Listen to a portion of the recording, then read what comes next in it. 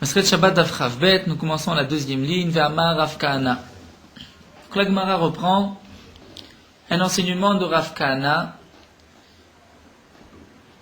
puisque nous avons vu juste avant, à la fin de la page précédente, que Rav Kahana a rapporté une dracha de Rav Natan Bar Minyoumi au nom de Rabbi Tanchum. Donc la Gemara continue avec un autre enseignement de Rav Kahana, qui a rapporté une dracha de Rav Natan Bar Minyoumi Shmi de Rav Tanchum, bien que cette dracha n'a pas vraiment de rapport avec notre soubia. Donc la dracha est la suivante, Maïdirti, quelle est la signification du pasouk concernant Yosef, lorsque Yosef a été jeté dans un puits, c'est marqué Va'abor rek en bomaim. Pasouk que nous connaissons bien, le puits était vide, il n'y avait pas d'eau. Et la Gemara pose la question, Mashma shenema Va'abor rek en yodea shen bomaim, puisque c'est marqué dans la Torah que le puits est vide. Je sais très bien qu'un puits vide, c'est qu'il n'y a pas d'eau. Et la matamudlema, que signifie ve'aborek, et ensuite en bomaim, il n'y a pas d'eau, c'est qu'il est vide d'eau, mais il y a autre chose. En bomaim, maim en bo avad nechashin ve'akravim yeshbo, mais il y avait à l'intérieur des serpents et des scorpions. C'est donc le bord dans lequel Yosef a été jeté. Comme les Mefarshim expliquent, la kavana, la pensée de ses frères était, nous n'allons pas le tuer, on va le jeter dans le puits. Si vraiment il doit mourir, eh bien, les serpents vont s'en charger. L'Agma continue à Maraba, nous revenons au dinim de Hanouka. Rabba nous dit, Ne Hanouka, la lumière de Hanouka, la veilleuse de Hanouka, mitzvah le'anicha betefar asmucha la petach. Nous avons vu déjà dans la page précédente que les Nerot Hanouka, on doit les placer à l'extérieur, à la porte de la maison. Lorsque la maison donne dans une cour, donc Rashi avait expliqué à la porte de la maison, d'après Tosfot, c'était à la porte de la cour. De toutes les manières, comme ici nous dit Rabbin, il faut mettre la menorah betefar hasmucha le petar, c'est-à-dire à une distance maximum d'un tefar de 10 cm proche de la porte. Pourquoi? Nous explique Rashi, pour qu'on puisse, donc celui qui va passer peut savoir à qui appartient cette menorah. Parce que nous avons une menorah, une Hanoukia au milieu de la rue, on ne sait pas qui est-ce qui l'a posée. Donc, lorsqu'elle est à côté de la porte, dans le Tefar Hasamour le Pétar, on sait que c'est le propriétaire de cette maison qui a posé cette menorah. Ve'echa manachle, demande la Gemara où est-ce qu'il va la placer, de quel côté. Ravacha berid Rava Amar miyemin, Ravacha berid Rava dit à la droite en rentrant, Rav Shmuel midifti amar mismol, Rav Shmuel midifti a dit mismol à la gauche, et à la gauche en rentrant. Vil cheta la halacha mismol du côté gauche, kedeshte ne Hanouka mismol ou mezouza miyemin, pour que le ne Hanouka soit du côté gauche et la mezouza du côté droit, puisqu'on met la mezouza du côté droit en rentrant dans la maison, comme Rachid nous le rapporte, puisque on l'apprend du pasouk. C'est marqué Betecha de ta maison. Et Betecha, on est d'Oresh. Pour ta mal mezuzot Betecha, tu écriras, tu mettras une mezouza à la porte de ta maison. La maison, on apprend Derer Biatra, comme quand tu rentres chez toi. Lorsqu'un homme rentre, lorsqu'il va marcher, il va d'abord, nous dit Rashi, Akar Inish Kare, c'est toujours le pied droit qui va avancer en premier. C'est ce que la Gemara nous dit dans Masechet Menachot. Donc on doit mettre la menorah, donc la Hanoukia du côté gauche, la mezouza du côté droit pour être entouré de mitzvot. Amar Rabuda, Amar Ravasi, Rabuda dit au nom de Ravasi, Asur le'artzot ma'ot keneged ne Hanouka. Nous n'avons pas le droit de compter des pièces à côté des nerot de Hanouka. Kamrite Kami de Shmuel, lorsque cet enseignement a été rapporté devant Shmuel à mardi, il m'a dit, mais pourquoi donc? Riner Kdusha Yeshbo. Est-ce que le Ner Hanouka a une sainteté et une Kdusha qu'on ne peut pas compter des pièces à côté? Matkifle Rav Yosef va poser une autre question, mais qui est en vérité une réponse à la question de Shmuel. Rav Yosef pose la question suivante, Vechidam Kdusha Yeshbo, est-ce que le sang a une Kdusha, une sainteté? Pourtant, nous allons voir des Tanya dans la Braïta, c'est marqué des Shafach Vechissa. Lorsqu'un homme va faire la shrita d'une bête sauvage ou d'une volaille, il va verser le sang par la shrita, vechissa, et ensuite il doit recouvrir le sang. C'est la mitzvah de Kisui Adam pour la bête sauvage et pour la volaille. Donc nous apprenons de cette braïta, bema sheshafach yechase. C'est-à-dire de la même manière que la shrita se fait avec la main, et on verse le sang avec la main, il faudra recouvrir le sang de la shrita aussi avec la main, pour exclure shelo yechasenu baregel, et pour ne pas, donc, le recouvrir avec le pied. On pourrait recouvrir avec les pieds, mettre un peu de sable sur le sang. Eh bien non, la braïta vient nous dire, nous l'apprenons du passou, qu'il faut le faire avec la main et non pas avec le pied. Pour quelle raison? Shelo yem mitzvot bezuyot ala, pour ne pas que les mitzvot soient bezuyot, c'est-à-dire soient légères à ses yeux, secondaires, qu'on va avec le pied recouvrir le sang. Donc la Torah nous dit, tu devras recouvrir le sang avec la main et non pas avec les pieds. Donc de même, Rav Yosef vient répondre à la question de Shmuel. Nous n'avons pas le droit de compter de l'argent à côté des Nerot Hanouka, non pas parce que les Nerot Hanouka ont une Kedusha, mais simplement, Achiname shelo yeh mitzvot bezuyot ala, pour ne pas que les mitzvot soient bezuyot à ses yeux. On ne devra pas compter de l'argent à côté des Nerot Hanouka, pour ne pas que les mitzvot, c'est-à-dire les lumières de Hanouka, soient bezuyot, déshonorées à ses yeux. L'Agma continue et pose une question. Baumine Rabbi Yoshua ben Levi, on a posé la question suivante à Rabbi Yoshua ben Levi. Maol istapek minoye suka kol shiva. A-t-on le droit d'utiliser les fruits avec lesquels on a orné la souka? On a fait suspendre des fruits dans la souka. Nous allons le voir, c'était l'habitude à l'époque, comme la Braïta le rapporte, de mettre des fruits. On mettait même plus que du fruit. On mettait du vin, de l'huile, des farines. Nous verrons tout ce que la Braïta va énumérer par la suite. Donc, a-t-on le droit d'utiliser pendant Sukkot les fruits qui pendent, qui ont été placés pour embellir la souka? Amarle, il lui a dit, Are Amrou, nous avons dit, Asur la'atzot ma'ot keneget ner Chanukah. Nous n'avons pas le droit de compter de l'argent en face à la lueur des lumières de Chanukah, des bougies de Chanukah. Donc, puisque tu vois qu'on n'a pas le droit d'utiliser les Nerot Chanukah, de même, on ne pourra pas utiliser, manger un fruit, se servir des fruits qui sont là pour embellir la souka pendant les 7 jours de la fête. Amar Rav Yosef a dit, Maré de Avram, Dieu d'Avram, c'est-à-dire Ribono Shel Olam, maître du monde. Il ne comprend pas la réponse de Rabbi Yoshua ben Levi. Taletania bedelotania. C'est-à-dire, la question qu'on a posée à Rabbi Yoshua ben Levi, c'est concernant les fruits de la souka. Il a répondu, de la même manière que Hanouka c'est interdit, et bien pour les fruits dans la souka c'est aussi interdit. Bien dit Rabbi Yosef, c'est le contraire. Nous avons une braïta qui nous interdit d'utiliser ce qui a servi de noï souka, qu'on a placé dans la souka pour embellir la souka. Ça c'est une braïta. Hanouka, ce n'est pas marqué dans aucune braïta. Donc la réponse de Rabbi Yoshua ben Levi, c'est de Hanouka, alors que Hanouka, nous n'avons même pas de braïta. Donc Taletania, il va faire dépendre un enseignement. Donc nous avons une braïta, donc qui est explicite, c'est marqué Bedelotania. Et la réponse à cette question vient de cet enseignement de Hanouka qui n'est pas marqué. C'est-à-dire au contraire, Souka Tania, la Souka c'est marqué, nous allons voir la braïta, alors que Hanouka, l'Otania, Hanouka, ce n'est pas marqué. C'est ce que Rav Yosef a voulu expliquer. C'est interdit, comme nous avons l'interdiction donc de recouvrir le sang avec le pied. Donc comment se fait-il que Rabbi Yoshua ben Levi à la question de Souka a répondu du din de Hanouka? Donc l'Agma nous dit, d'Etania nous avons une braïta.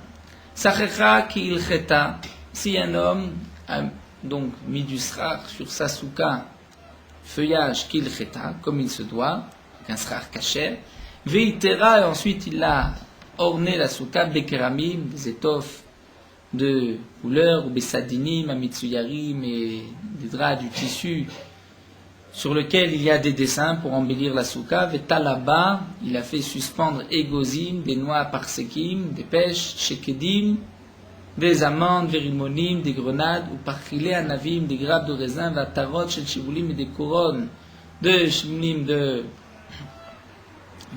d'épis de blé, yenot, du vin, shmanim, des huiles, vesaltot et des farines. Donc c'est ce qu'on avait l'habitude ainsi d'embellir la souka.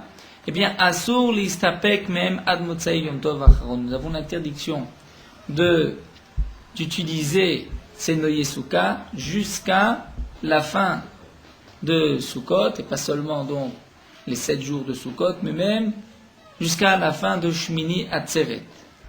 V'imitna alehem, et dans le cas où il a fait un tnaï, c'est-à-dire il a dit à l'avance, je les mets, mais je vais les utiliser, akol le fitnao, tout dépend de son tnaï. Sur Rashi précise de quel tnaï il s'agit, dire dans le cas où il va dire pendant ben hashmashot, eni bodel mehem, c'est-à-dire je veux les utiliser. Comme le rapporte aussi Tosfot, la Gemara explique ailleurs que la raison pourquoi on n'a pas le droit d'utiliser les Noyé Souka, c'est parce qu'il y a le principe, nous ne l'avons pas encore vu, nous verrons aussi dans Masret Shabbat, Migod it katsae le ben hashmashot it katsae le kuleyuma. Dire ce qui est Mouktsé ben hashmashot, dire au crépuscule, avant l'entrée de Shabbat ou avant l'entrée de Yom Tov, dire ben hashmashot, le moment qui est entre, qui est le moment de doute entre le jour et la nuit, eh bien cet objet ou ces noyés soukas sont interdits pendant toute la fête. Donc le Tnaï précise Rashi, il faudra le faire juste avant l'entrée de Yom Tov, donc du début de la fête de Sukkot, et de dire je vais utiliser ces noyés soukas pendant Yom Tov. Dans ce cas-là, il a le droit de les utiliser. Et là, Rav Yosef, donc Rav Yosef reprend, il va dire Avuon dekulhu dam, c'est-à-dire la source, le père de tous les cas, c'est le sang. C'est-à-dire, comme nous avons vu concernant le Kisouya dam, nous n'avons pas le droit de recouvrir le sang avec le pied, puisque sinon c'est bisouille mitzvah, c'est déshonorer la mitzvah. Et bien de même, on ne pourra pas compter des pièces à la lueur des veilleuses de Hanouka, et on ne pourra pas non plus utiliser le srach, c'est-à-dire le noyer souka, ce qu'on a placé, ce qu'on a fait suspendre dans la souka, aussi pour la même raison, pour bisayon de mitzvah. Mais donc ce que Rav Yosef vient expliquer, c'est que la source n'est pas, comme l'a rapporté Rabbi Yoshua ben Levi, on va comparer Sukkot à Hanouka, mais au contraire, on va comparer et Sukkot et Hanouka au din de Kisui Adam, din que nous devons recouvrir le sang avec la main et non pas avec les pieds. La Gemara continue avec une nouvelle marloquette, et nous avons ici 3 marloquettes entre Rav ou Shmuel. Itma. Rav Amar en madliki miner lener. Rav dit nous n'avons pas le droit d'allumer miner lener, d'une lumière, d'une veilleuse à une autre, d'une flamme à une autre, des lumières de Hanouka. C'est-à-dire le deuxième jour où il y a 2 veilleuses de flammes de bougies, je n'ai pas le droit d'allumer l'une de l'autre. Mais Shmuel Amar madlikim. Shmuel dit on pourra allumer l'une de l'autre, étant donné que toutes les deux sont une mitzvah. Rav Amar, Rav nous dit, voici une deuxième marloquette. En matirin tzitzit mi beged le beged. Je n'ai pas le droit d'enlever les tzitziot d'un habit pour les remettre dans un autre habit. Même si le premier est déjà vieux, déchiré, je n'ai pas le droit d'enlever les tzitzit et de le remettre sur un deuxième habit. Mais Shmuel Amar matirin mi beged le beged. Et Shmuel dit, on pourra donc enlever les tzitzit d'un premier talit et les placer sur un deuxième talit. Une troisième marloquette, Rav Amar n'alacha ki Rabbi Shimon, Rav dit l'alacha n'est pas comme Rabbi Shimon, begrera. C'est-à-dire comme nous allons le voir, le din de Rabbi Shimon, un homme a le droit Shabbat de faire traîner, de tirer un lit sur du sable, bien que par le poids du lit, il va y avoir un sillon qui va se former, se faire dans le sable. Étant donné qu'il n'est pas mitkaven, il ne pense pas, il ne veut pas faire le sillon, il veut simplement traîner, tirer le lit ou la chaise, eh bien, Rabbi Shimon permet. Donc, en halacha ki Rabbi Shimon ben Grira, c'est-à-dire l'halacha n'est pas comme Rabbi Shimon, même davar sheno mitkaven, chose à laquelle on ne pense pas faire le sillon, c'est interdit. Et Shmuel Amar halacha ki Rabbi Shimon ben Grira, et Shmuel dit que l'halacha est comme Rabbi Shimon ben Grira. Amar Abaye dit kol mile demar avid kera. Dire tout ce que Rabba Bar Nachmani, Demar, son maître, avait l'habitude de faire, il le faisait kerav comme Rav. C'est-à-dire, il avait tranché la halakha tout le temps comme Rav. Les bar mais un etlat, à l'exception de ces 3 choses, de ces 3 halachot, 3 marloquettes qui ont été rapportées, des Avid qui Shmuel, où il avait tranché comme Shmuel. C'est pour cela que la Gemara rapporte ces 3 marloquot ensemble, bien que, concernant notre din de Babim Madlikim et de Nechanouka, c'est simplement la première marloquette qui aurait dû être apportée. Eh bien non, la Gemara apporte les 3 pour nous dire que dans ces 3 cas, la halakha est comme Shmuel, bien que habituellement la halakha est comme Rav. La Gemara donc va expliquer, donc à l'exception de ces 3 cas où il faisait où il avait tranché comme Shmuel, Madliki miner les nerfs, donc on peut allumer d'une veilleuse, d'une bougie à une autre, Matiri mi beged les beged, on peut déplacer les tzitzit, les enlever d'un talit pour les placer sur un autre talit, Valacha ki Rabbi Shimon ben Gira, Valacha comme Rabbi Shimon ben Gira, les dires de Tanya, comme le dit la Braïta, Rabbi Shimon Omer, Gorer Adam Mita Kisei Lisafsal, un homme a le droit de traîner, de tirer un lit, une chaise ou un banc, ou bilvat chez le itkaven la sotrarisme, à condition qu'il n'ait pas une intention de faire un sillon. Donc si le sillon se fait de toutes les manières, il n'a pas transgressé Shabbat puisque c'est d'avar chez nos mitkaven. L'agma continue dit Yativaou mirabanan kamed Ravada barava, un tamid racham était assis devant Ravada barava v'yetiv kamar et il a dit Ta'amad Rav mishum bizouy mitzvah. La raison de Rav. Pourquoi Rav interdit d'allumer miner les nerfs d'une veilleuse à une autre, mishum bizouy mitzvah. C'est par rapport à bizouy mitzvah, c'est-à-dire, vous explique Rashi, lorsque je vais prendre, serait-ce qu'une allumette, et allumer une brindille allumée d'une veilleuse à une autre, cette allumette, cette brindille que je vais prendre ne fait pas partie de la mitzvah. Et donc il y a un bizouy mitzvah puisque je vais allumer une allumette qui n'a pas elle-même de mitzvah, en soi de mitzvah, d'une lumière de mitzvah. Ça voudrait dire, comme nous verrons par la suite, que si j'allume directement une veilleuse d'une autre, une mèche d'une autre, dans ce cas-là, ça serait permis. Donc ce Talmid Chacham a expliqué la raison de Rav, c'est Mishum Bizouy Mitzvah, pour ne pas honorer la mitzvah, étant donné que cette allumette ne fait pas partie de la mitzvah. Amar Léou, en tout cas Ravada Barava leur a dit, Lotati Toulé, ne l'écoutez pas. Ta'amad Rav, la raison de Rav est Mishum de Kamachish Mitzvah. C'est parce qu'il affaiblit la mitzvah. C'est-à-dire, parce qu'il affaiblit la mitzvah, nous dit Rashi, lorsque je vais allumer une allumette d'une veilleuse, la veilleuse de la mitzvah, de la premier nerf de Yom Tov ou de Chanukah, ceci paraît comme si j'ai enlevé une partie de la lumière. Bien que, lorsque j'allume une veilleuse d'une autre, donc je n'enlève rien à la première. Mais si, Mirzen dit Rashi, c'est comme si, de loin, on dirait que j'ai pris une partie de la lumière, et comme c'est marqué dans Rashi, Shoev Ksat Milachluchich Meno, j'ai même aspiré, j'ai même pris un peu de son huile. Donc ça, c'est la raison pour laquelle on ne doit pas allumer d'une veilleuse à une autre. Maï benayou, quelle différence? L'agmam dit kabenayou, c'est-à-dire quelle différence entre les deux explications? Et kabenayou de kamadlik misharga les sharga. Est-ce que j'ai le droit d'allumer d'une veilleuse à une autre? C'est-à-dire j'ai les deux nérotes de Hanouka, le deuxième jour, le troisième jour, je dois allumer 3 nérotes. Est-ce que j'ai le droit d'allumer directement la mèche de la mitzvah de l'autre de la première? Donc si on dit comme Ravada Barava, tout le problème c'est Mishum Machish Mitzvah, dans ce cas-là il y a aussi Machish Mitzvah, puisque j'enlève de la première. Si la raison c'est Mishum Bizouy Mitzvah c'est seulement lorsque je vais prendre un intermédiaire, une allumette, ou bien une brindille, mais lorsque directement je vais allumer une mèche de l'autre, il n'y a pas d'interdiction. Donc là, Gemara va l'expliquer. Man de Amar Mishum Bizouy Mitzvah, Misharga Lesharga Madlik. Celui qui dit que tout le problème c'est Mishum Bizouy Mitzvah, donc lorsque je prends une allumette, mais si c'est d'une veilleuse à une autre, donc je vais tirer la mèche, allumer la mèche de l'autre. Madlik, là j'ai le droit. Man de Amar Mishum Achushim Mitzvah. Mais celui qui a expliqué, c'est-à-dire Ravada Barava, qui a dit que la raison de Rav c'est Mishum Achushim Mitzvah, puisque je vais enlever, vers diminuer la première. Là aussi, Mishaga le Shaga Namasur, c'est interdit. Puisqu'il paraît, c'est comme si j'ai enlevé de la lumière de la première. L'agma continue et va poser une question sur cette marloquette. Metiv Ravavia va objecter. C'est marqué Sela Shel Maaser Sheni, nous tournons la page, ou bien, après notre girsa, on ne lit pas Sela Shel, on commence Maaser Sheni. Maaser Sheni, c'est-à-dire de l'argent de Maaser Sheni. Lorsqu'un homme a une récolte qui a poussé en Eretz Israël, il doit d'abord faire les prélèvements de Trumot ou Masrot avant de pouvoir manger cette récolte. Les Trumot ou Masrot, comme nous l'avons vu plusieurs fois, il y a Truma Gdola, ensuite le Maaser Rishon qui est donné au Lévi, le Lévi donnera une Trumat Maaser au Kohen, et ensuite je dois prendre le Maaser Sheni. La première et la deuxième année, après la Shemitah, c'est Maaser Sheni, la troisième c'est Maaser Ani pour les pauvres, la quatrième et la cinquième, c'est encore une fois Maaser Sheni, et la sixième, Maaser Ani, et la septième année, c'est la Shemitah.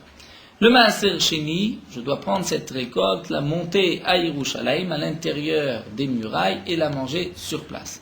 Dans le cas où je ne peux pas, j'habite trop loin et j'ai une grande récolte que je ne peux pas transporter, j'ai le droit de faire un pidion, c'est-à-dire de racheter la valeur de cette récolte sur de l'argent, et ensuite monter ces pièces, et avec ces pièces, acheter de la nourriture ou des corbanotes à Yerushalayim.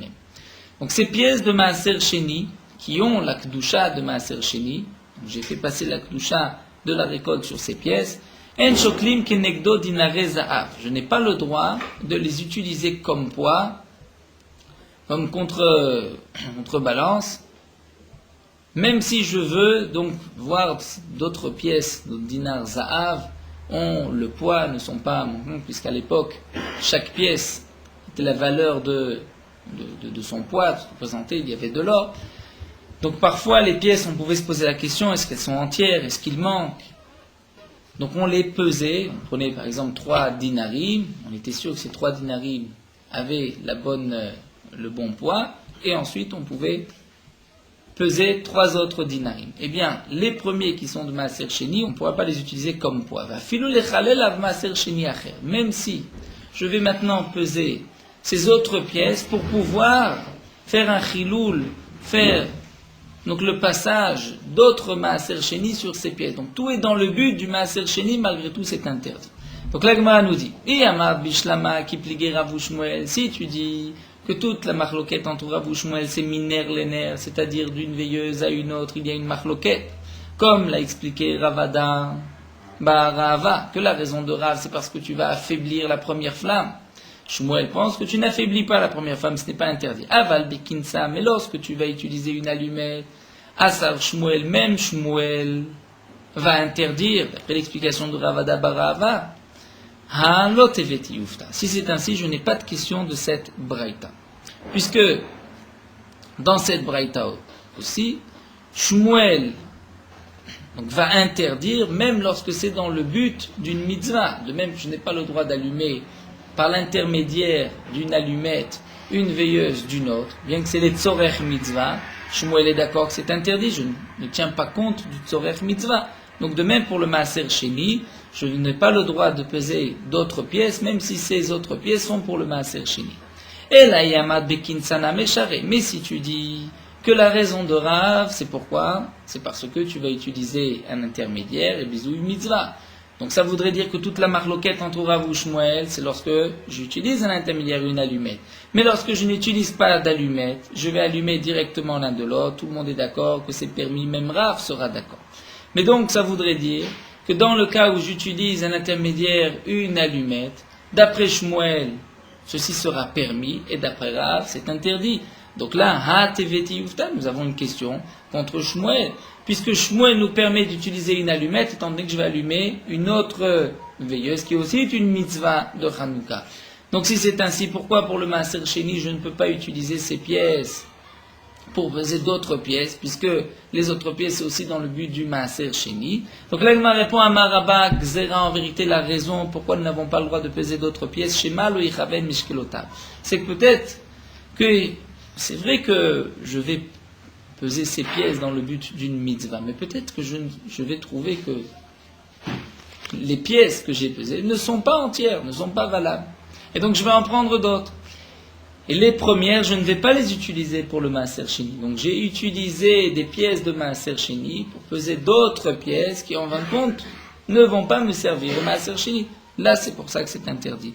Peut-être que le poids ne sera pas exact, et je laisserai les pièces donc, que j'ai pesées pour Choulin. Là, dans la Gemara, c'est marqué les kamafikli, où je vais les faire sortir. Mais Rachel nous dit, pas sortir, puisqu'elles sont de toutes les manières Choulin. Je les pèse pour pouvoir faire ce pidjon. Mais pour l'instant, il n'y a pas eu encore de pidjon. La Gemara continue, Métiv Rav Sheshat. Rav Sheshat va objecter d'une question concernant la menorah. Nous allons rentrer un petit peu dans le Beth Amikdash à travers les quelques lignes de la Gemara. C'est marqué Michutz à Parochet Haïdout, à l'extérieur donc de la Parochet Haïdout qui recouvre le Aron HaKodesh, et puisque dans le Echal du Beth Amikdash, dans le Oel Moed du Mishkan, il y avait deux parties. Il y avait une partie qui était le Kodesh HaKodashim, dans laquelle il y avait le Aaron HaKodesh avec les Kérouvim, et la partie extérieure, où il y avait le Shulchan à droite, la Menorah à gauche, et le Mizbeach HaPnimi, Mizbeach en or, au milieu. Le Kodesh HaKodashim et le Kodesh étaient séparés par une parochet, comme c'est marqué donc dans Parashat Teruma, une parochet qui séparait le Aaron HaKodesh, le Kodesh HaKodashim et le Kodesh le Echal. Et le Pasuk nous dit, on devra allumer la Menorah du côté extérieur de la parochet, c'est-à-dire Michutz la parochet, non pas dans le Kodesh HaKodashim, mais du côté du Echal. Et la Braïta pose la question suivante, Vechi leora ou tsarir, est-ce que Akadosh Baruch Hu a besoin de lumière? Pourquoi Akadosh Baruch Hu a demandé à Aaron d'allumer la Menorah? A-t-il besoin de lumière? Voici que même les 40 ans, lorsque les Bnei Israël étaient dans le désert, et il n'y avait pas à l'époque de lampadaire dans le désert, Lo alchu ela leoro, ils n'ont pu marcher que leoro à la lumière d'Akadosh Baruch Hu, puisqu'il y avait un âne, il y avait le feu la nuit, donc qui éclairait les Bnei Israël. Donc pourquoi Akadosh Baruch Hu demande aux Kohanim d'allumer la Menorah? Et la Edut hi lebae haolam. C'est un témoignage pour les habitants du monde, Shashrina, Shorev Israël, que la Shrina réside dans le peuple d'Israël, comme la Gemara avait expliqué tout de suite. Maï Edut. Quelle est la Edut? Quel est le témoignage? Amarav Zoner Ma'aravi.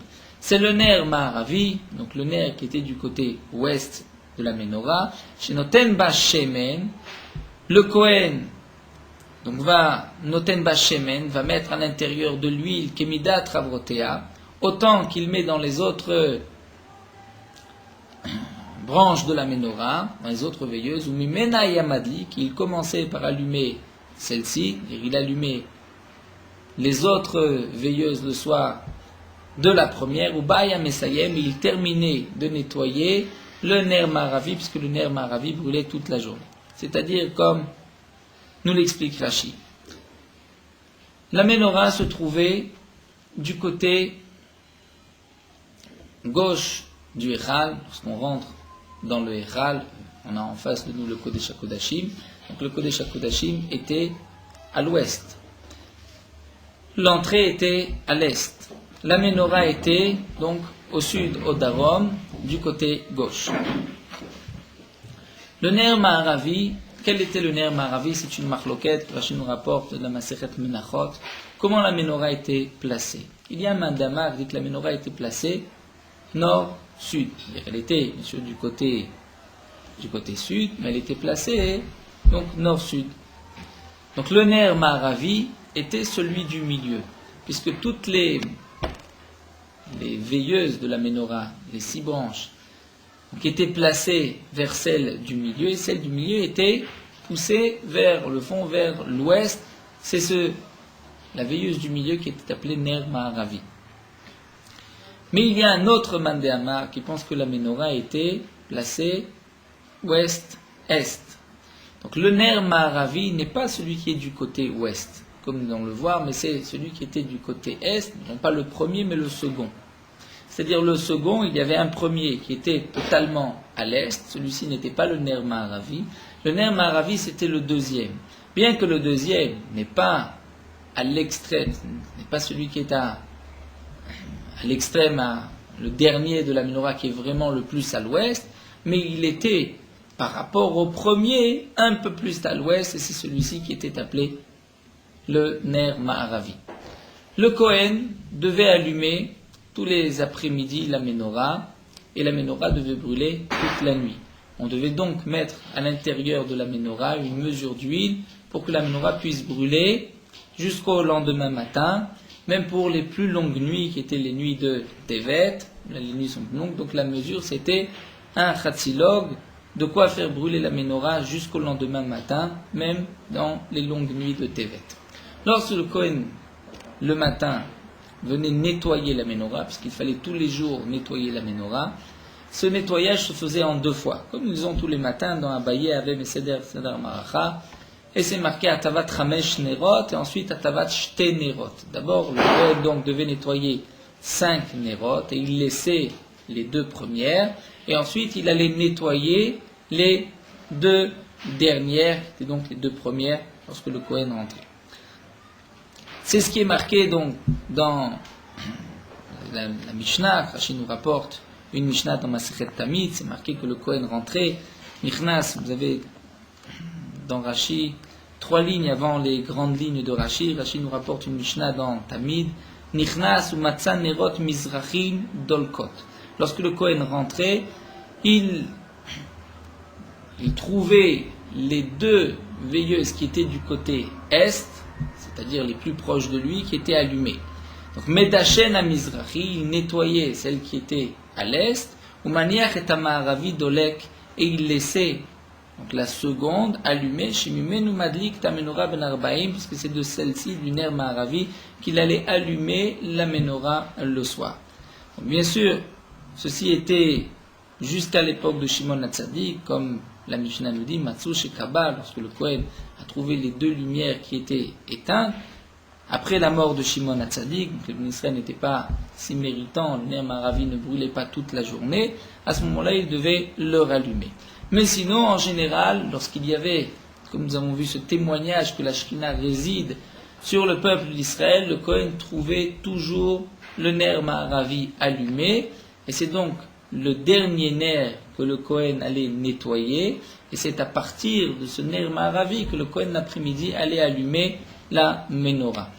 Donc le témoignage, c'est qu'étant donné qu'il y avait quantité d'huile, comme toutes les autres branches, comme toutes les autres veilleuses de la menorah, comme tous les 6 autres. Et malgré tout, ce Ner Maharavi brûlait toute la journée. C'était donc la preuve que la Shekhinah réside dans le peuple d'Israël. Il y avait eu donc ce miracle. Seulement dans cette braïta, cette Mishnah, nous avons vu que Mimena Yamadlik, qu'on allumait les autres veilleuses le soir à partir du Ner Maharavi. Comment pouvons-nous allumer les veilleuses de la menorah du Ner Maharavi? La Gemara pose la question. Vehacha, et pourtant ici, Kevan de Kiviye Nerot, puisque les Nerot étaient fixes sur la menorah, on ne pouvait pas les déplacer. L'osagé de l'omishkel va adlouquer. Donc tu ne peux pas prendre une menorah et allumer l'une directement de l'autre. Bien évidemment, tu vas être obligé d'allumer par l'intermédiaire d'une allumette, d'un kissem, d'une brindille. Donc, kashia ben le mandama mishum bidisu mitzvah, ben le mandama mishum achushem mitzvah. C'est une question d'après les 2 mandamars, aussi bien d'après celui qui a dit que d'après Rav, l'interdiction mishum bidisu mitzvah, puisque je vais utiliser un intermédiaire, là tu vois que tu es obligé. Et même d'après celui qui dit achushem mitzvah, que tu vas faiblir la première, là aussi, tu ne peux pas allumer du Ner Maharavi. C'est-à-dire que Rav Papa répond, beptilot arukot. Dire au Beth Amikdash, on utilisait de longues mèches. Effectivement, on pouvait allumer, même si on ne pouvait pas déplacer le récipient où se trouvait l'huile et les mèches, mais on pouvait donc allumer une mèche du Ner Maharavi. Sauf, malgré tout, dit l'Agma, celui qui a dit que nous ne pouvons pas allumer d'après Rav d'une veilleuse à une autre parce que j'enlève un peu de la lumière de la première. Eh bien, là aussi j'ai une question, même si j'ai une longue mèche, je vais enlever une lumière de la première. Ça c'est interdit. Eh bien, l'Agma nous dit Kasha, effectivement c'est une question. D'après cette explication, nous ne comprenons pas cette braïta. L'Agmara termine en posant l'action Maya Ve'ala. En fin de compte, quel est l'alacha, quel est le din concernant les nérotes de Hanouka? Amaravuna Berdravishua, Ravuna Berdravishua va dire Chazina. Il suffit de voir. Il y a de la aussi mitzvah. Nous allons voir que c'est une marloquette. Est-ce que là, de la quelle est la mitzvah de Ner Hanouka? C'est d'allumer ou de poser les nérot Hanouka? Dire par exemple, lorsque j'ai je n'ai pas allumé les nérot Hanouka. Un choté, mon enfant a allumé les nérot de Hanouka. Est-ce que j'ai le droit de prendre la menorah, la Hanoukia, et de la placer à l'endroit où je vais poser les nérot Hanouka? Et ainsi d'accomplir ma mitzvah. Je n'ai pas allumé, mais je les ai posés. La nacha est peut-être la mitzvah. Ou bien la mitzvah, c'est la adlaka, c'est le fait d'allumer. Eh bien, nous allons voir, la Gemara va le développer. La Gemara nous dit, i adlaka, si tu dis que la adlaka, c'est la mitzvah, à ce moment-là, madlikim miner lener. Tu peux allumer d'une veilleuse à une autre, étant donné que toutes les deux sont une mitzvah, comme nous avons vu dans la menorah qu'on pouvait allumer d'une veilleuse à l'autre, et bien aussi pour Hanouka, on peut allumer d'un ner à un autre. Via nacha aussi mitzvah. Mais si la mitzvah c'est anacha, c'est de placer les veilleuses de Hanouka. En madliki miner lener, on ne pourra pas allumer miner lener, puisque, nous explique Rashi, la adlaka en elle-même n'est pas l'essentiel de la mitzvah, et donc je n'ai pas le droit d'utiliser la lumière de la première veilleuse. Deibaïle ou l'agma nous rapporte, parce qu'on s'est posé la question, est-ce que adlaka c'est mitzvah ou anacha c'est mitzvah? Est-ce que la mitzvah c'est le fait d'allumer ou le fait de les poser? Et l'agmara va rapporter une preuve. Tashma. Tamar Rava Rava dit, ayatafus ner Hanouka ve'omed. Si un homme a dans les mains un ner Hanouka et il reste debout, lo asa velo klum, il n'a pas accompli la mitzvah. Donc shma min anacha c'est mitzvah. Tu vois que si quelqu'un prend une bougie, une veilleuse, il l'allume et il reste debout, il la tient, il n'a pas accompli la mitzvah. Donc tu vois bien qu'il faut poser la menorah. Si tu ne la poses pas, tu n'as pas accompli la mitzvah. La Gemara nous dit non. On peut dire qu'en vérité la mitzvah c'est d'allumer. Mais lorsque tu allumes et que tu gardes ta chanoukia, ta veilleuse dans la main, celui qui te voit ne va pas penser que tu as les nerot chanouka. Tu ne vas pas répandre le nes, il n'y a pas de pirsouménissa, puisque celui qui te voit pensera tu as allumé pour toi, pour t'éclairer. Donc nous n'avons pas de preuve ici, est-ce que c'est la adlaka ou la anacha. Tashma, l'agma va nous rapporter une autre memra de Rava. D'Amar Rava Rava a dit l'ikabifnim veotsia. Si un homme a allumé le nerot chanouka à l'intérieur, et on doit allumer, placer le nerot chanouka à l'extérieur, donc il a allumé à l'intérieur, veotsia, il sort le nerot chanouka, il les pose à côté de la porte de sa maison, lo asakloum, il n'a pas accompli la mitzvah. Donc il a yamrad bishlama adlaka aussi mitzvah. Si tu dis que la mitzvah c'est d'allumer, donc je comprends, hein, puisque adlaka bim komo bainan, il faut que tu allumes là où tu dois placer les nérotes, puisque les nérotes doivent être placés à la porte de la maison, tu dois allumer aussi à la porte de la maison. Mais si tu dis, donc mishumachi lo asakloum, c'est pour cela qu'il n'a rien fait, s'il allume à l'intérieur et qu'il sort la chanoukia, et la yamarta anacha aussi mitzvah. Mais si tu dis que c'est le fait de poser la chanoukia qui est la mitzvah, donc même si tu as allumé à l'intérieur et que tu la poses ensuite à l'extérieur, pourquoi tu n'as rien fait? Pourquoi tu n'as pas accompli la mitzvah? Et la Gemara va répondre, Hatam Name, là-bas aussi, tu n'as pas de preuve, on pourrait dire que la mitzvah c'est Hanacha, c'est de poser.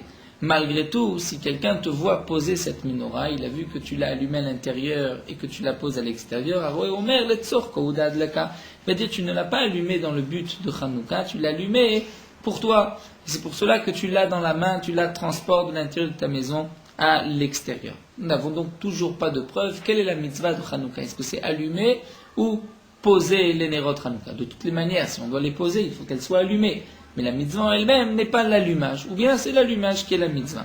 La Gemara continue Tashma avec une autre preuve d'Amar Rabbi Yoshua ben Levi. Rabbi Yoshua ben Levi a dit, nous continuons d'Afrav Gimel, encore quelques lignes.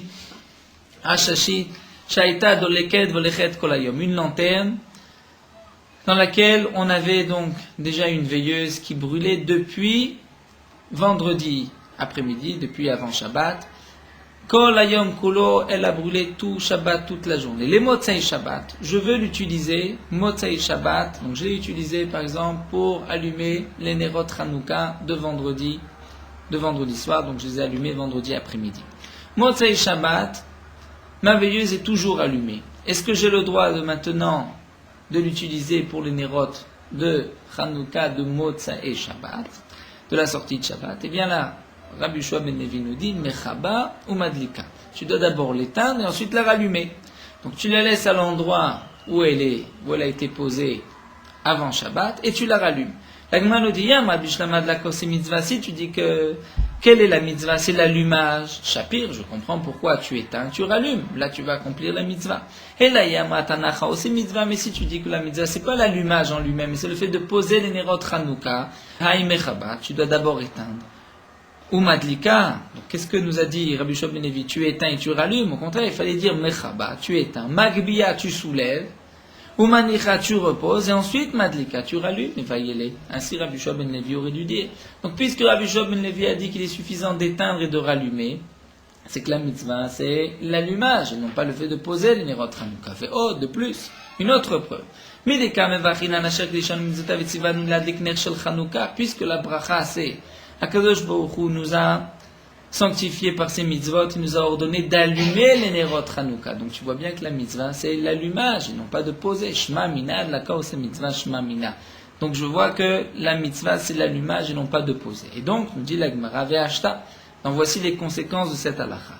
Ashtad amrina d'adlaka c'est mitzvah, maintenant qu'on a dit que la mitzvah c'est d'allumer les nerot Hanouka et non pas de les poser. Il dit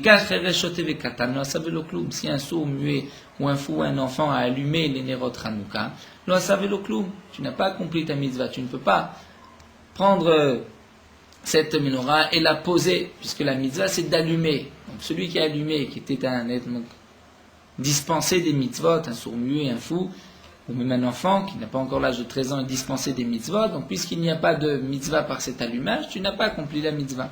Mais la Gemara termine, nous dit, Isha vadaï madlika. Mais la femme, c'est sûr qu'elle peut allumer pour son mari. Tamar Bishua ben Levi, puisque Bishua ben Levi a dit, Nashim chayvot ben Chanouka, les femmes ont l'obligation d'allumer Nerot Chanouka, Shafen ayub otones, puisque elles aussi faisaient partie du Nes. C'est-à-dire, normalement, étant donné que Nerot Chanouka sont une mitzvah qui dépend du temps. Donc les Chachamim, qui nous ont imposé les Nerot Hanouka, auraient dû dispenser les femmes. Malgré tout, puisque les femmes ont fait partie du Nes, comme dit Rashi, il y avait une xéra, les Grecs avaient décrété que toutes les jeunes filles devaient aller d'abord, avant leur mariage, chez le gouverneur du pays, et aussi, le Nes de Hanouka s'est fait par la fille Yehudit, la fille de Yochanan Kohen Gadol, qui a coupé la tête de l'ennemi. C'est donc pour cela que les Chachamim ont imposé aussi aux femmes l'obligation de Nerot Hanouka, donc elles pourront allumer pour leur mari, ainsi accomplir la mitzvah, même si on dit que Adlaka aussi mitzvah, l'Adlaka c'est d'allumer. La mitzvah c'est l'allumage, la Adlaka. Donc la conclusion de la Gemara ici, c'est que la Nerot Hanouka, la mitzvah c'est l'allumage, non pas de poser le Nerot Hanouka. C'est pour cela que si un Cheresh Katan allumé avant, on ne pourra pas simplement déplacer, soulever et poser, puisqu'il faut allumer. Donc de même, pour revenir à ce din, est-ce qu'on a le droit d'allumer d'une veilleuse à une autre, madikim miner lener? Eh bien la conclusion de la Gemara, c'est que si on dit que adlakos c'est mitzvah, on pourra allumer miner lener comme la menorah, donc on pourra allumer d'une veilleuse à une autre, bien sûr sans intermédiaire, sans une allumette, mais allumer directement de la première à la seconde, comme on l'a vu dans Hanouka, puisque la halakha est comme Shmuel qui a dit que madikim miner lener. Voilà, nous allons nous arrêter ici.